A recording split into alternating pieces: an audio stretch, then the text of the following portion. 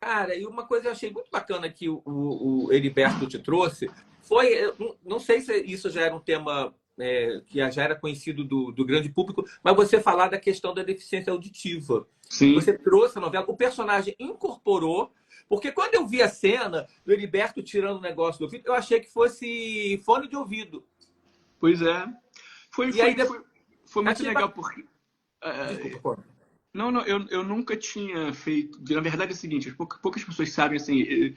Eu sei da minha deficiência auditiva desde os meus 18 anos de idade, mas eu só comecei a usar os aparelhos aqui. Inclusive, eu estou te ouvindo neles Uhum. aqui agora. Vem por Bluetooth direto para o meu ouvido. Mas eu só comecei a usar os aparelhos com mais de 30. Uhum. Então, assim, você para pensar, toda a minha carreira de ator na televisão eu não usava aparelhos, o que é uma loucura. Eu não sei, sinceramente, do fundo do coração, como é que eu consegui fazer as coisas que Que eu fiz. coisa. E aí, enfim, eu confesso que eu já estava tão afastado do universo da atuação que eu nem achava mais mesmo que eu talvez fosse fazer novela de novo. Quando pintou esse convite para Renascer, que eu fiquei super animado. E aí eu vendo o personagem, porque hoje em dia eu gosto muito de falar sobre o tema, porque eu acho que só a gente falando que a gente pensa sobre, né? Sim, As deficiências geralmente são muito marginalizadas na nossa sociedade, são vistas de uma forma muito pejorativa, e eu acho importante você ver um cara como eu, que tem uma imagem tão normal, tão padrão, é. virar e falar assim, olha, eu sou uma pessoa com deficiência. Isso faz com que muita gente perca a vergonha de olhar para a própria deficiência. Tem muita gente, sobretudo com a surdez, as pessoas têm É um vergonha de admitir. absurdo. Eu ouço isso. Eu tenho vergonha de Pois dizer é. que eu só tenho 30% de ouvido. Eu E falo, aí eu vergonha do quê? sugeri para a direção, quando eles me chamaram, eu falei, olha, cara, o que vocês acham? O personagem não tem, né? Não tem nenhum motivo para ser uma pessoa com deficiência, mas também não tem nenhum motivo para não ser. Então eu virei e falei assim, o que vocês acham da gente assumir os meus aparelhos? E a minha sugestão foi essa, assim, a gente não precisa pedir nada no sentido do Bruno criar situações, porque eu acho que também, às vezes você vai falar sobre a deficiência e precisa ser uma coisa inserida de uma forma muito esquemática. Eu falei assim, não, é isso, assim, como eu tenho na minha vida, quando tiver situações onde eu eventualmente possa mexer no aparelho, a gente simplesmente mostra isso. Quando você tiver um contraplano que apareça o aparelho, ele está ali, para a gente normalizar um pouco isso no dia a dia, no cotidiano das pessoas. Isso foi super bem aceito por todo mundo. E teve uma repercussão que aí eu já confesso que foi surpreendente para mim, no sentido de positiva.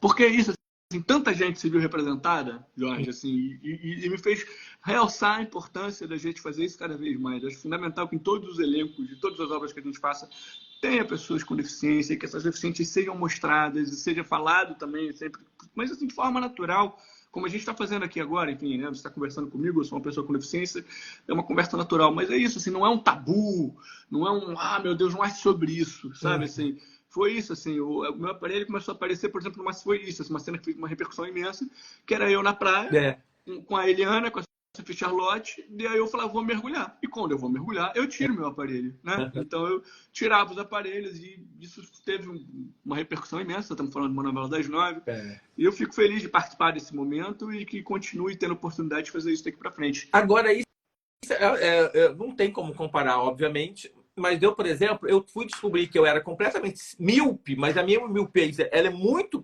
terrível. Quando eu tinha 18 anos também, uma hora que eu fui sentar numa sala muito atrás, onde eu estudava, e eu não enxergava nada no quadro. Eu Uhum. sempre sentei na primeira fila.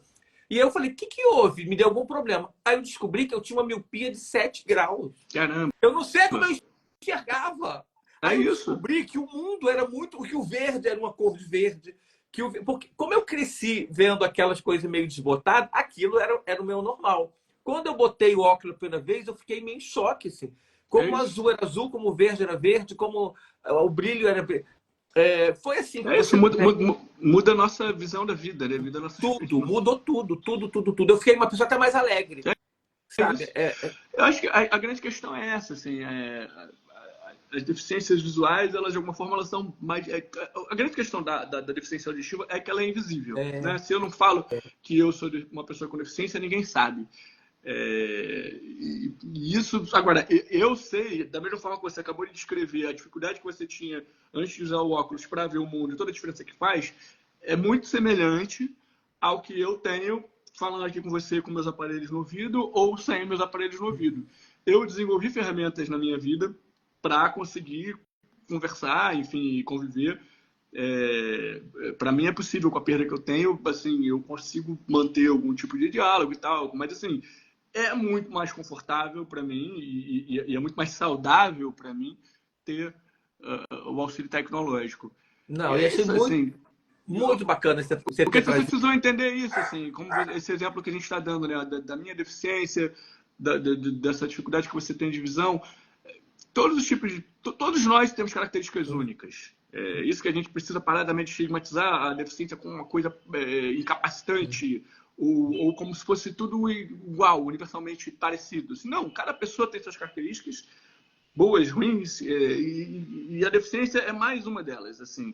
Então, assim, o que a gente precisa pensar é prestar atenção, respeitar e fazer o possível para que a gente consiga conviver com essas deficiências de uma forma produtiva. Ao invés de afastar as pessoas com deficiência da sociedade e deixar elas isoladas ou alijadas de qualquer espaço bacana, pelo contrário, incorporar, Uhum. abraçar e ajudar, porque a gente pode produzir tanto. Na verdade, você provavelmente deve ter uma história parecida com essa, mas hoje em dia eu com 42 anos de idade, eu vejo a pessoa que eu me tornei e eu vejo que muitas das minhas características positivas vêm da minha deficiência auditiva.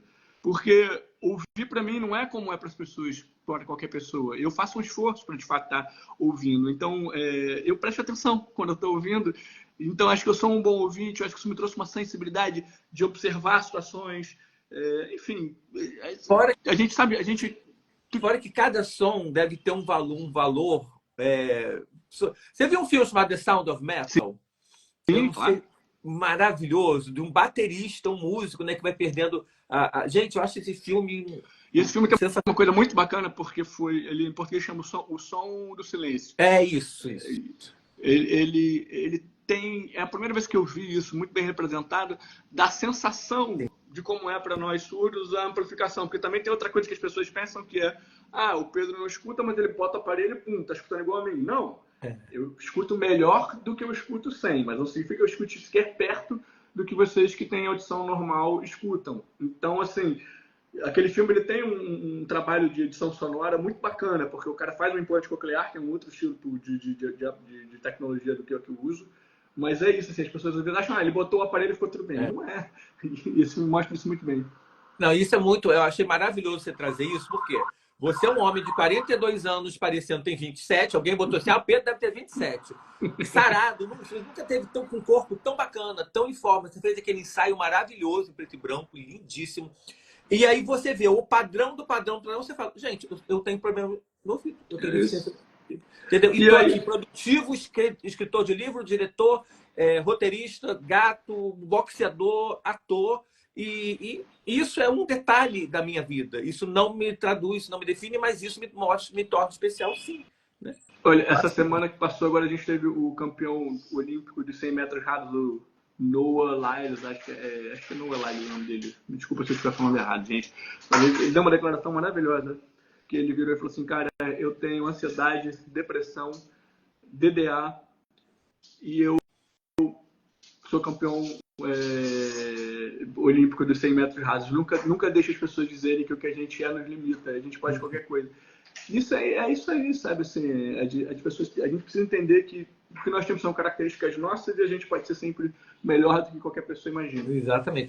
Inclusive, tem um seguidor aqui nosso que está acompanhando a gente. O nome dele é Dirceu, ele é cearense e ele tem uma página chamada A Cadeira Colorida.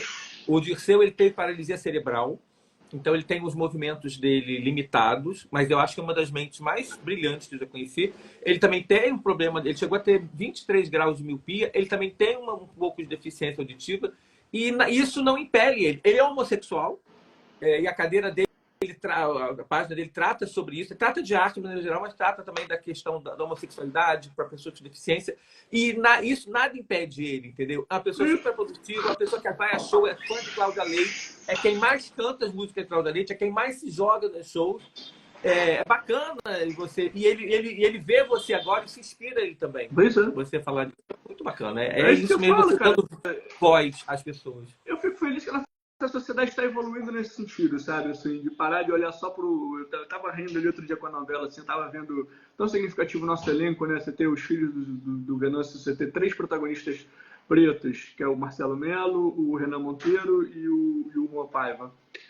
E eu olhei para eles assim e falei assim, cara, eu que sou a imagem do cara padrãozinho eurocêntrico, né? Mas assim, quando eu comecei a fazer televisão lá, quase nos anos 2000, eu era tiro meio que fora do padrão. Porque o padrão era Era esquisito da família era aqueles Sardinha. meninos de olho bem claro, lourinho, de preferência, sabe? Com uma carinha bem europeia, meio Brad Pitt.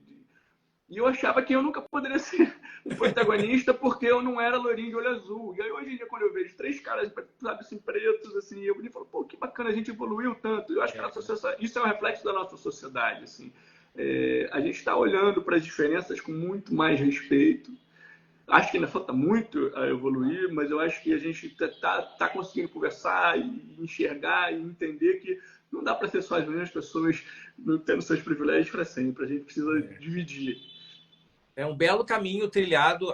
Tem muito a desbravar ainda, mas é um belo caminho já trilhado. Pois é. Agora eu vou